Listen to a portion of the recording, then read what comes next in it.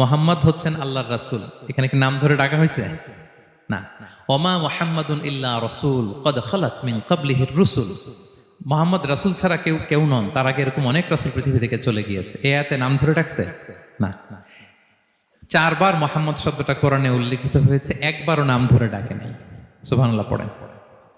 আর একবার উল্লেখিত হয়েছে আহমদ, যেটা ঈসা আলাইহিস সালামের ভাষায় ইয়াতি মিন বাদি ইসমুহু আহমদ, আমার পরে এক নবী আসবে, তার নাম হবে আহমদ।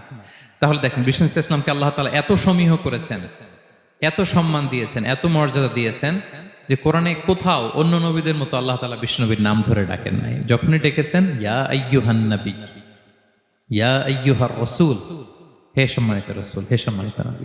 আলহামদুলিল্লাহ বলেন। এরপর বিষ্ণু ইসলাম বলতেন আনা সাইয়্যিদু ওয়ালদি আদম, আমি হচ্ছি আদম আলাইহিস সালামের যত সন্তান পৃথিবীতে আসবে সবার লিডার।